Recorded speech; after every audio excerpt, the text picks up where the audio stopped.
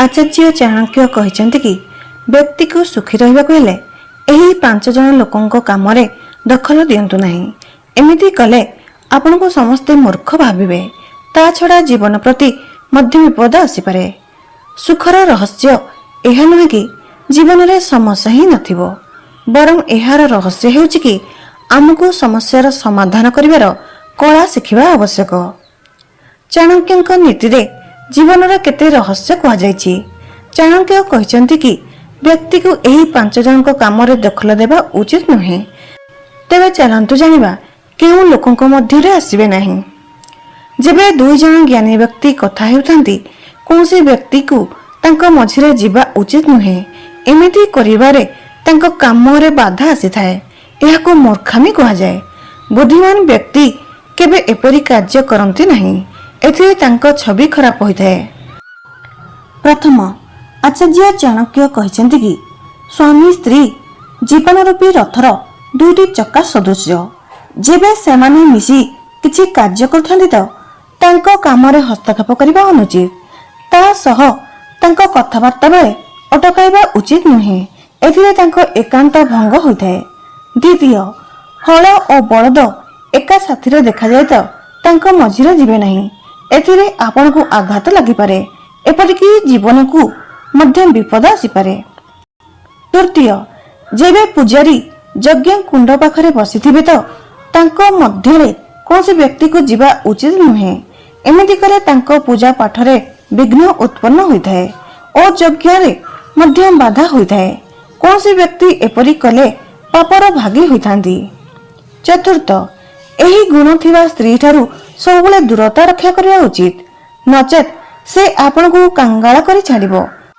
उदाहरण स्वरूप आजिर कहानीटी बहुत रुचिकर और शिक्षाप्रद अटे। किए साथीरे रहिले व्यक्तिर जीवन रे दुख आसी थाए। केउ स्त्री मनुष्य को कांगाला करिथाए आउ केउ स्त्री मनुष्यर जीवन स्वर्ग करिथाए। प्राचीन समयर कथा। गोटे राज्य रे विप्रेशन नामक राजा थिला। से बहुत प्रतापी राजा थिला और सबुबले प्रजार हित पई काम करुथला। तांको द्वारा को जी आसुथला से केबे निराश होई फेरु नथला। से राजा सबु प्रकार ताको सहायता करुथले। चारियाडे राजा विप्रेशन को बहुत प्रशंसा हेउथला। दिनकर कथा, राजा लोकन को अभियोग रे जंगल को बाहरिले, कारण से जंगल भितर एक प्रसिद्ध नंदनवन थिला, जेउठारे एक राक्षस आसी रहुची और प्रतिदिन निर्दोष लोक और महात्मा को मारी खाउची। तेणु लोकन को सही राक्षस को मारी ताठारु रक्षा करिया पई राजा जंगल अभिमुखे बाहरिले। से तांको सेवक को आदेश देले कि बहुत जोरे दौड़ुथिबा घोड़ा को प्रस्तुत करा जाऊ। सेवक माने वायुर गति रे जाउथबा एक सुंदर घोड़ा को प्रस्तुत करदेले, जेउथिरे चढ़ी राजा जंगल को गले। सही तीव्रगामी घोड़ा चढ़ी राजा सही नंदनवन आड़कू गले। सही नंदनवन रे से राक्षस और तार झियो नीलमणि रहुथला। ता झियो नीलमणि राक्षस पई भोजन प्रबंध करुथला, काहेकि ना राक्षसर हाथ गोड़ नथिला।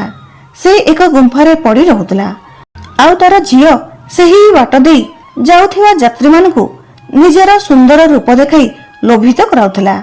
साधु संत को बहाना करी तांको विवाहर कथा देई गुंफा भीतर को डाकी नउथला। आउ गुंफारे पहुंचिया परे राक्षस ताकू मारी खाई देउथला। आउ कामी पुरुष तार रूपरे आसक्त होई अति शीघ्र से स्त्री सह जीवाकू राजी होई जाउथले। से प्रतिदिन नुआ नुआ यात्री सह भेटुथला और कहूला कि तुमे मो पितांक पाखकू चलो, मु तुमको विवाह करिया पई मो पितांक पाखकू नै जिबाकू चाहूची और सेठाको सेमानकू नै जाउथला। सेतेबेलकू रात्रि होई जाय थाए, काहेकि ना दिन रे जदि कोनसी यात्री से गुंफारे प्रवेश करुथला त से दूररू बसिथिबा विशालकाय राक्षस को देखि देउथला। तेणु से रात्रिर फायदा उठाई से व्यक्ति को गुंफा भीतर को नहीं जाउथला और गुंफा भितरे बहुत गली बाट देई नेउथला। सेठारे तार पिता दुष्ट राक्षस बसी रहुथला। तापरे दुही मिसी से व्यक्ति को मारी खाउथले। एही प्रकार रे मनुष्य को मारी खाइबारे तांकू बहुत समय बीती जाइथिला। आज राजा विप्रेशन मध्य सही बनरे जाई पहुंचिले, जेउ बनरे से राक्षस रहुथला। राजा विप्रेशन जान जाने से बन को जाइथिले, कारण से एही राक्षस को मारिया को चाहुथिले, जे सबुदिने लोकन को निजर शिकार करुथला।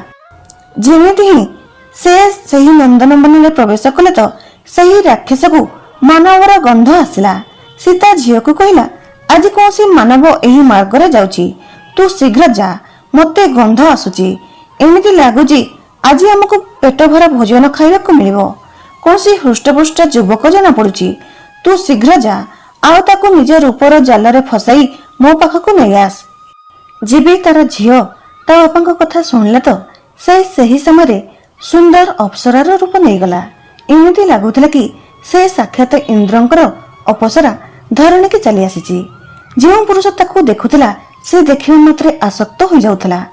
ରାକ୍ଷସୀ ନୀଳମଣି ସୁନ୍ଦରୀ ହୋଇ ଷୋଳ ଶୃଙ୍ଗାର କରି ରାଜହଂସୀ ଚାଲିରେ ସେ ବଣରେ ଚାଲୁଥିଲା। ଏପଟେ ରାଜା ବିପ୍ରସେନ ଘୋଡ଼ାରେ ଚଢି ଆସୁଥିଲେ। ନୀଳମଣି ଦୂରରୁ ହିଁ ଦେଖିଦେଇଥିଲା କି ତା ପିତାଙ୍କ ଭୋଜନ ଏକ ଘୋଡ଼ାରେ ଚଢି ତା ଆଡକୁ ଆସୁଛି। ଦେଖିଲେ ଲାଗୁଥିଲା କି କୌଣସି ଦେଶର ରାଜା ପରି।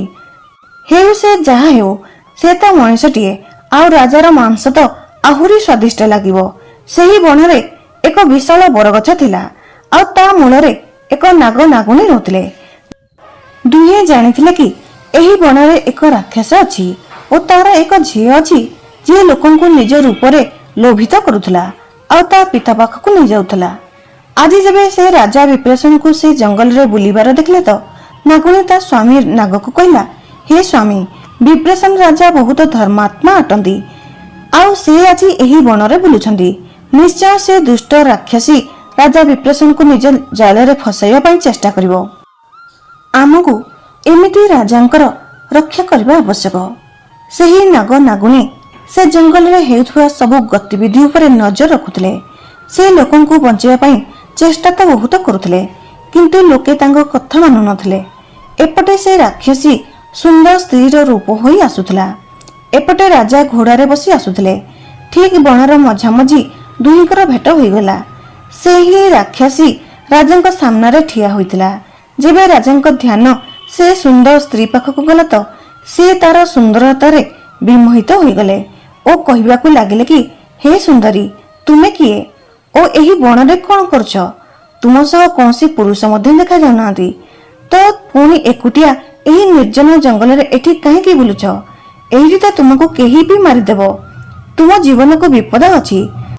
ସେତେବେଳେ ସେହି ସୁନ୍ଦର ଝିଅ କହିଲା, ହେ ରାଜା, ହେ ସୁନ୍ଦର ଯୁବକ, ତୁମେ ମୋର ଚିନ୍ତା କର ନାହିଁ। ମୁଁ ତ ଛୋଟରୁ ଏହି ଜଙ୍ଗଲରେ ବଢ଼ିଛି, କାହିଁକି ନା ମୁଁ ଏକ ମହାତ୍ମାଙ୍କ କନ୍ୟା ଅଟେ।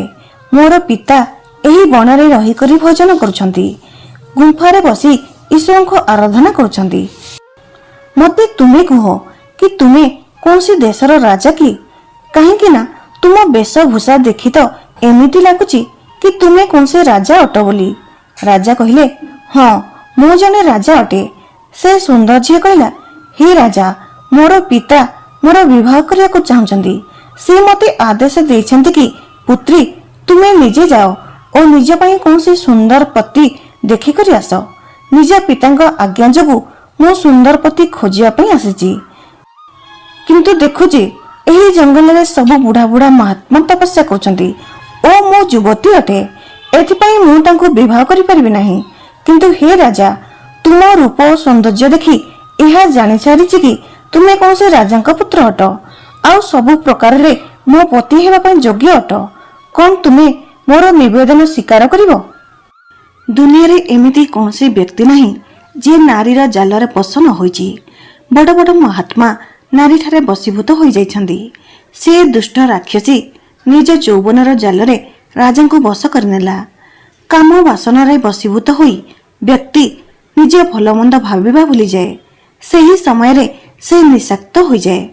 ରାଜା ବିପ୍ରସେନ କହିଲେ, ଯଦି ତୁମେ ମୋତେ ପତି ରୂପରେ ଚୟନ କରିଛ ତ ମୁଁ ତୁମ ଇଚ୍ଛାକୁ ସ୍ୱାଗତ କରୁଛି। ମୁଁ ମଧ୍ୟ ତୁମକୁ ନିଜ ସ୍ତ୍ରୀ ରୂପରେ ପାଇ ନିଜକୁ ସୌଭାଗ୍ୟଶାଳୀ ଭାବିବି। ରାଜା କହିଲେ, ହେ ସୁନ୍ଦରୀ, ମୁଁ ତୁମକୁ ବିବାହ କରିବା ପାଇଁ ପ୍ରସ୍ତୁତ ଅଛି, କିନ୍ତୁ ତୁମ ପିତା କେଉଁଠାରେ? ସେତେବେଳେ ସେ ସୁନ୍ଦରୀ କନ୍ୟା କହିଲା, ହେ ରାଜା, ମୋର ପିତା ଗୁମ୍ଫାରେ ତପସ୍ୟା କରୁଛନ୍ତି ଓ ସେ ଏହି ସମୟରେ ଧ୍ୟାନମଗ୍ନ ମୁଦ୍ରାରେ ବସିଛନ୍ତି। ଏଥିପାଇଁ ତୁମକୁ 2 ଘଡ଼ି ଅପେକ୍ଷା କରିବାକୁ ହେବ। ମୁଁ ଏହି ଖବର ଯାଇ ମୋ ପିତାଙ୍କୁ ଦେଉଛି। ଯେବେ ସେ ଧ୍ୟାନରୁ ଉଠିଯିବେ ସେତେବେଳେ ମୁଁ ତୁମକୁ ଡାକି ନେଇଯିବି। ତୁମେ ସେତେ ପର୍ଯ୍ୟନ୍ତ ମୋର ଅପେକ୍ଷା କର। ପ୍ରେମ ବଶତଃ ରାଜା କହିଲେ, ହେ ସୁନ୍ଦରୀ, ତୁମ ପାଇଁ 2 ଘଡ଼ି କଣ ପୁରା ଜୀବନ ଅପେକ୍ଷା କରିପାରିବି। ମୋତେ ତୁମ ପରି ସୁନ୍ଦର ସ୍ତ୍ରୀ ମିଳିଯିବ ତ ମୋର ଜୀବନ ସଫଳ ହୋଇଯିବ। ରାଜା ସେ ରାକ୍ଷସୀର ଜାଲରେ ସମ୍ପୂର୍ଣ୍ଣ ଫସି ଯାଇଥିଲେ। ରାକ୍ଷସୀ କହିଲା, ହେ ରାଜା, ଦେଖ ମୁଁ ଏହି ମାର୍ଗରେ ଯାଉଛି। ଏହାଠାରୁ କିଛି ଦୂରରେ ହିଁ ମୋ ପିତାଙ୍କ ଗୁମ୍ଫା ଅଛି। ତୁମକୁ ନିମନ୍ତ୍ରଣ ରହିଲା, ତୁମେ ସିଧା ସିଧା ମୋ ପିତାଙ୍କ ଗୁମ୍ଫା ଆଡ଼କୁ ଚାଲି ଆସିବ। ଏତିକି କହି ସେ ଦୁଷ୍ଟ ରାକ୍ଷସୀ ସେଠାରୁ ଚାଲିଗଲା। ତାକୁ ତ ଜଣାଥିଲା ଯେ କାମ ବାସନାରେ ବଶୀଭୂତ ରାଜା ତା ଗୁମ୍ଫା ଭିତରକୁ ନିଶ୍ଚୟ ଆସିବେ। ଏପଟେ ରାଜା ବିପ୍ରସେନର ମନରେ ବି ସେହି ରାକ୍ଷସୀ ପାଇଁ ପ୍ରେମ ବଢିଗଲା। ରାଜାର ମନରେ ବି ସେହି ରାକ୍ଷସକୁ ପାଇବା ପାଇଁ ବ୍ୟାକୁଳତା ବଢିଗଲା। ଏବେ ତ ରାଜା ପାଇଁ 2 ଘଡ଼ିର ସମୟ 2 ବର୍ଷ ସମାନ ଲାଗୁଥିଲା। ସେ ଭାବୁଥିଲେ କେତେବେଳେ 2 ଘଡ଼ିର ସମୟ ଶେଷ ହେବ, ହେଲେ ସେ ସେହି ସ୍ତ୍ରୀକୁ ପ୍ରାପ୍ତ କରିପାରିବେ। ସେଠାରେ ଥିବା ସେହି ନାଗ ରାଜାର ବ୍ୟାକୁଳତାକୁ ଦେଖୁଥିଲା। ସେ ଜାଣିନେଲା କି ରାଜା ବିପ୍ରସେନ ସେହି ଦୁଷ୍ଟ ରାକ୍ଷସୀର ମାୟାଜାଲରେ ଫସି ଯାଇଛନ୍ତି। ଯଦି 2 ଘଡ଼ି ପରେ ରାଜା ସେ ଗୁମ୍ଫା ଭିତରକୁ ଚାଲିଯିବେ ତ ରାକ୍ଷସର ଭୋଜନ ହୋଇଯିବେ। ସେ ନାଗ ସେହି ଗାତରୁ ବାହାରି ରାଜାର ସାମ୍ନାକୁ ଆସିଗଲା ଓ କହିଲା, ହେ ପଥିକ, ମୋତେ ତୁମେ କୌଣସି ବିଦ୍ୱାନ ତେଜସ୍ୱୀ ଜଣା ପଡୁଛ। ରାଜା କହିଲେ, ହେ ନାଗରାଜ, ତୁମେ ଠିକ କହୁଛ, ମୁଁ ଜଣେ ରାଜା, କିନ୍ତୁ ତୁମର ମୋ ସାମ୍ନାକୁ ଆସିବାର ପ୍ରୟୋଜନ କଣ? ନାଗ କହିଲା, ହେ ରାଜା, ତୁମେ ଯେଉଁ କାମ କରିବାକୁ ଯାଉଛ ତାହା ତୁମ ପାଇଁ ବହୁତ ବଡ଼ ବିପଦ ହୋଇପାରେ। ସେ କନ୍ୟା ତୁମ ପାଇଁ କୌଣସି ପ୍ରକାର ଯୋଗ୍ୟ ନୁହେଁ। ତୁମେ ବ୍ୟର୍ଥରେ ତା ପାଇଁ ପାଗଳ ହେଉଛ। ଭଲ ଏଥିରେ ଅଛି କି ତୁମେ ତାକୁ ଭୁଲି ଫେରିଯାଅ। ଏହା ଶୁଣି ରାଜା କହିଲେ, ହେ ନାଗରାଜା, କଣ ତୁମ ବୁଦ୍ଧି ଭ୍ରଷ୍ଟ ହୋଇଯାଇଛି ଯେ ତୁମେ ମୋତେ ଏପରି କହୁଛ? ନାଗ କହିଲା, ନୁହେଁ ରାଜା, ମୋର ବୁଦ୍ଧି ଭ୍ରଷ୍ଟ ହୋଇନାହିଁ। ଟିକେ ବିଚାର କର। ତୁମେ ସେ କନ୍ୟାର କୁଳ, ଗୋତ୍ର, ଜାତି ଆଦି ବିଷୟରେ କିଛି ଜାଣିଛ?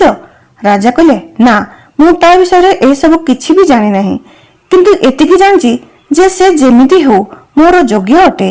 ନାଗ ବୁଝାଇବା ଭଳି କହିଲା, ହେ ରାଜା, ତୁମେ ଏବେ କାମ ବାସନାରେ ବଶୀଭୂତ ହୋଇଯାଇଛ ଓ ମୁଁ ଜାଣିଛି କି ଏହି ସମୟରେ ତୁମକୁ ମୋ କଥା ଖରାପ ଲାଗୁଥିବ।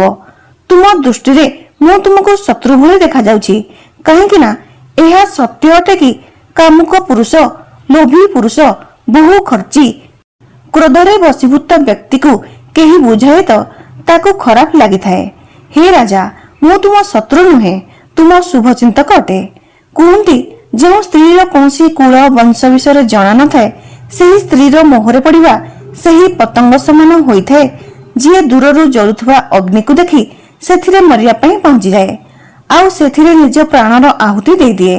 ହେ ରାଜା, ଯେମିତି ବହୁଥିବା ଜଳରେ ଜଳର ଗଭୀରତା ଜଣାପଡ଼େ ନାହିଁ, ଏମିତି ଜଳରେ ଡେଇଁ ସ୍ନାନ କରୁଥିବା ବ୍ୟକ୍ତିକୁ ମୂର୍ଖ ବୁଝାଯାଏ। ସେତେ ମୂର୍ଖ ସେହି ବ୍ୟକ୍ତି ହୋଇଥାଏ ଯିଏ ନାରୀର ଜାଲରେ ଫସିଯାଏ। ରାଜା କହିଲେ, ତୁମେ କଣ କହିବାକୁ ଚାହୁଁଛ? ମୁଁ କିଛି ବୁଝିପାରୁନାହିଁ। ନାଗ କହିଲା, ତୁମେ ଯେଉଁ ସ୍ତ୍ରୀକୁ ବିବାହ କରିବାକୁ ଚାହୁଁଛ, କଣ ସେ ବ୍ୟବସାୟୀର ପତ୍ନୀ ସମାନ ସୁନ୍ଦର? ସେ ତା ସମାନ ସୁଶୀଳ କି? ସେ ତା ସମାନ ଚତୁର କି? ରାଜା କହିଲେ, କେଉଁ ବ୍ୟବସାୟୀ? ମୁଁ କୌଣସି ବ୍ୟବସାୟୀର ସ୍ତ୍ରୀ ବିଷୟରେ ଶୁଣି ନାହିଁ। କିଏ ସେ ବ୍ୟବସାୟୀର ସ୍ତ୍ରୀ? ନାଗ କହିଲା, ହେ ରାଜା, ଯଦି ତୁମେ ବ୍ୟବସାୟୀର ସ୍ତ୍ରୀ ବିଷୟରେ ଶୁଣିବାକୁ ଚାହୁଁଛ ତ ମୋ ପାଖରେ ରହି ମୋ କଥା ଶୁଣିବାକୁ ପଡ଼ିବ। ଏବେ ରାଜାଙ୍କୁ ନାଗର କଥା ଶୁଣିବାକୁ ଇଚ୍ଛା ହେଲା, ତେଣୁ ସେ କହିଲେ, ହେ ନାଗରାଜ, ମୋତେ ବ୍ୟବସାୟୀର ସ୍ତ୍ରୀ ବିଷୟରେ ଶୁଣାଅ। ନାଗ କହିଲା, ହେ ରାଜା, ମୁଁ ସେ କଥା 2 ଘଡ଼ି ପରେ କହିବି, କାରଣ କାହାଣୀ ଦିନରେ ଶୁଣାନ୍ତି ନାହିଁ, ତେଣୁ ସନ୍ଧ୍ୟାରେ ଶୁଣାଇବି। ଏତିକି କହି ନାଗ ତା ଗାତ ଭିତରକୁ ଚାଲିଗଲା।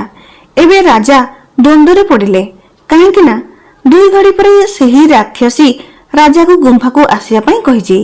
ସେହି ନାଗ ନିଜ ଚାଲାକିରେ ସେହି ରାଜାକୁ ଅଟକାଇବା ପାଇଁ ଚାହୁଁଥିଲା କି ରାଜା ମୋ କାହାଣୀକୁ ଶୁଣିବେ ତ ସେଠାକୁ ଯିବାରୁ ରକ୍ଷା ପାଇଯିବେ, କିନ୍ତୁ ରାଜା ତ ସେହି କନ୍ୟାର ମୋହରେ ବାନ୍ଧି ହୋଇଥିଲେ। ଏପଟେ ନାଗର କଥା ଶୁଣି କୁଆଡ଼େ ଯିବେ ଜାଣି ପାରୁନଥିଲେ, କିନ୍ତୁ ତାଙ୍କର କିଛି ବୁଦ୍ଧି ଜାଗ୍ରତ ହେଲା। ଈଶ୍ୱରଙ୍କ ସାଥ ମିଳିଲା ତ ଭାବିଲେ କି ମୋତେ ସେହି ବ୍ୟବସାୟୀର ସ୍ତ୍ରୀ ବିଷୟରେ ଶୁଣିବା ନିହାତି ଦରକାର, ଜାଣିବା ଦରକାର କି ସେ ବ୍ୟବସାୟୀର ସ୍ତ୍ରୀ କିପରି ଥିଲା ଆଉ ଏଇ ନାଗ ବ୍ୟବସାୟୀର ସ୍ତ୍ରୀକୁ ଏତେ ପ୍ରଶଂସା କାହିଁକି କରୁଛି? ଆଜିର ରାତି ଏଠାରେ ଅଟକି ଏହି କାହାଣୀ ଶୁଣିବା ଆବଶ୍ୟକ। ଧୀରେ ଧୀରେ 2 ଘଡ଼ିର ସମୟ ବିତିଗଲା। ନାଗ ତାର ଗାତରୁ ବାହାରି ରାଜା ଥିବା ସ୍ଥାନକୁ ଆସିଲା। ଏପଟେ ସେ ରାକ୍ଷସୀ ସେହି ଗୁମ୍ଫା ଭିତରେ ରାଜାର ଅପେକ୍ଷା କରିଥାଏ କି ଏବେ ରାଜା ଆସୁଥିବେ। ସେ ଆସିବ ତ ମୁଁ ଓ ମୋ ପିତା ମିଶି ତାକୁ ନିଜ ଭୋଜନ କରିନେବୁ। ନାଗ ଏବେ କହିଲା, ହେ ରାଜା, ବ୍ୟବସାୟୀର ସ୍ତ୍ରୀ ବିଷୟରେ ଧ୍ୟାନ ଦେଇ ଶୁଣ। ଗୋଟିଏ ସହରରେ ଜଣେ ବଡ଼ ବ୍ୟବସାୟୀ ଥିଲା। ତାର ବାଣିଜ୍ୟ ଦେଶ ବିଦେଶରେ ଚାଲୁଥିଲା। ଦିନକର କଥା, ଯେତେବେଳେ ତାର ଦେହ ଅସୁସ୍ଥ ହେଲା ଓ ତାକୁ ଜଣା ପଡ଼ିଲା କି ସେ ଆଉ ବଞ୍ଚିବ ନାହିଁ, ସେ ତାର ଏକମାତ୍ର ପୁତ୍ରକୁ ପାଖକୁ ଡାକିଲା ଓ କହିଲା, ହେ ପୁତ୍ର, ମୋର ଅନ୍ତିମ ସମୟ ଆସିଗଲା। ମୁଁ ଯାଉଛି, ଆଉ କେବେ ଫେରିବି ନାହିଁ। ତୁ ଏହି ଦୁନିଆରେ ଏକୁଟିଆ ହୋଇଯିବୁ। ତେଣୁ ତୁ ମୋର କିଛି କଥାକୁ ମନେ ରଖ, ହେଲେ ଜୀବନରେ ତୋ କାମରେ ଆସିବ। ତୁ କେବେ ଦୁଃଖୀ ରହିବୁ ନାହିଁ। ଏହା ଶୁଣି ତା ଆଜ୍ଞାକାରୀ ପୁତ୍ର ପିତାର କଥାକୁ ଧ୍ୟାନ ଦେଇ ଶୁଣିଲା। ସେ ବ୍ୟବସାୟୀ ବୁଝାଇଲା, ଦେଖ ପୁତ୍ର, ଜୀବନ ବଞ୍ଚିବା ପାଇଁ ମୋର ଏହି 5ଟି କଥା ମନେ ରଖିବୁ। ପ୍ରଥମ, ତୁ ଦୋକାନକୁ କେବେ ଖରାରେ ଯିବୁ ନାହିଁ, ସବୁବେଳେ ଛାଇରେ ଯିବୁ। ଦ୍ୱିତୀୟ, ତୁ ପ୍ରତ୍ୟେକ ଦିନ ପଲଉ ଖାଇବୁ। ତୃତୀୟ, ତୁ ପ୍ରତ୍ୟେକ ସପ୍ତାହରେ ନୂଆ ସ୍ତ୍ରୀଟିଏ ଆଣିବୁ। ଚତୁର୍ଥ, ତୋର କେବେ ମଦ ପିଇବାକୁ ଇଚ୍ଛା ହେବ ତ ମଦର ଟାଙ୍କିରୁ ଯାଇ ପିଇବୁ, ଯେଉଁଥିରେ ଅଧିକ ମାତ୍ରାରେ ମଦ ରହୁଥିବ। ପଞ୍ଚମ, ଯଦି ତୋର ଜୁଆ ଖେଳିବାକୁ ଇଚ୍ଛା ହେବ ତ କେବଳ ଚାଲାକ ଜୁଆ ଖେଳାଳି ସହ ଖେଳିବୁ। ଏହି 5ଟି କଥା ବ୍ୟବସାୟୀ ତା ପୁତ୍ରକୁ କହିଲା ଓ ମରିଗଲା। ବ୍ୟବସାୟୀ ମରିଯିବା ପରେ ତାର ପୁତ୍ର ବହୁତ କାନ୍ଦିଲା ଓ ତା ପିତାର ଅନ୍ତିମ ସଂସ୍କାର କଲା। ସମସ୍ତ କାର୍ଯ୍ୟ କରିବା ପରେ ସେ ସେହି 5ଟି ଶିକ୍ଷା ଯାହା ତା ପିତା ଦେଇଥିଲେ ତାକୁ ସ୍ମରଣ କଲା। ସେ ଭାବିଲା, ଜୀବନ ବଞ୍ଚିବା ପାଇଁ ମୋ ପିତା ମୋତେ ଯେଉଁ 5ଟି ଶିକ୍ଷା ଦେଇଛନ୍ତି ତାକୁ କାମରେ ଲଗାଇବା ଉଚିତ। ଏପଟେ ନାଗ କହିଲା, ହେ ରାଜା, ବ୍ୟବସାୟୀର ପୁତ୍ର ଯୁବକ ଥିଲା, ତେଣୁ ସେ ତା ପିତାର 5ଟି କଥାର ଅର୍ଥ ଭୁଲ ଭାବରେ ଗ୍ରହଣ କଲା। ସେ ତା ପିତାର ସବୁ କଥା ମାନୁଥିଲା, କିନ୍ତୁ ସେ ସେହି 5ଟି କଥାର ଠିକ ଅର୍ଥକୁ ବୁଝିପାରିଲା ନାହିଁ।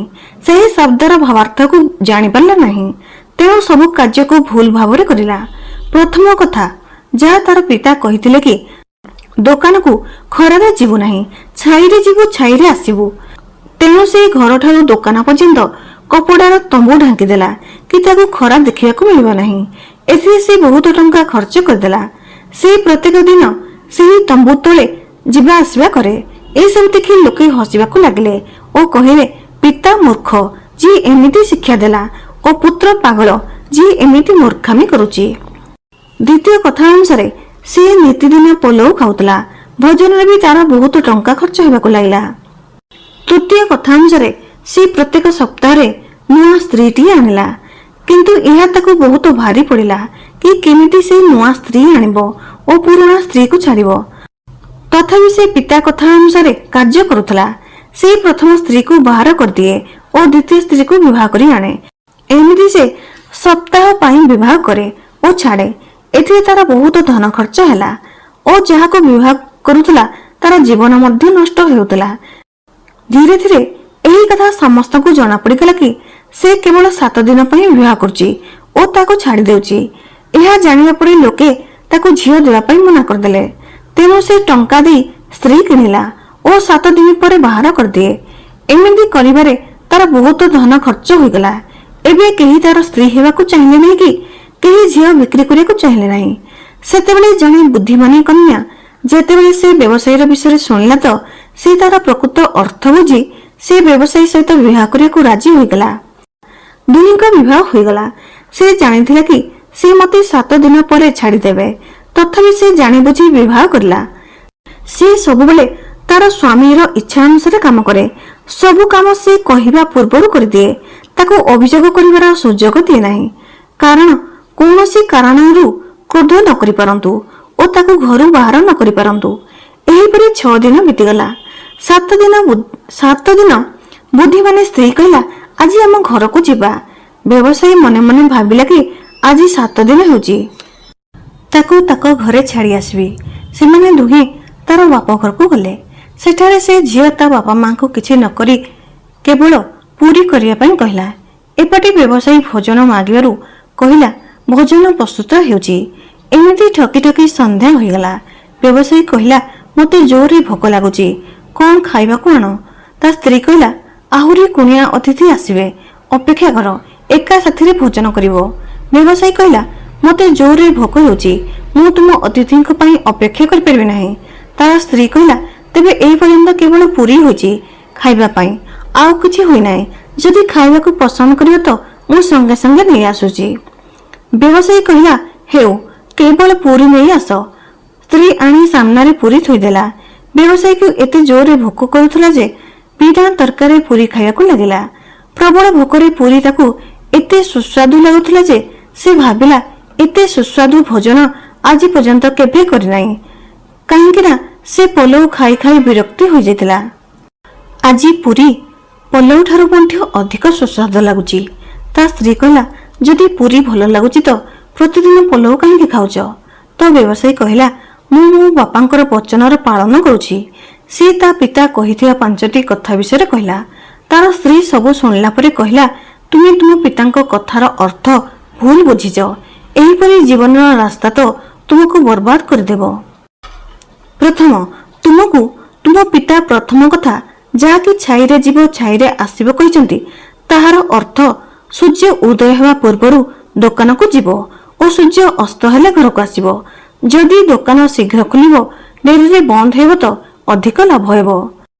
ଦ୍ୱିତୀୟ କଥା ଯାହା ତୁମ ପିତା କହିଥିଲେ, ସବୁଦିନେ ପଲଉ ଖାଇବା ଅର୍ଥ ଭୋକ କଲେ ଖାଇବ ଓ ଅଳ୍ପ ଅଳ୍ପ ଖାଇବ, କିନ୍ତୁ ତୁମେ ଭୁଲ ବୁଝି ସବୁଦିନେ ପଲଉ ଖାଇ ଅସୁସ୍ଥ ହୋଇଗଲାଣି।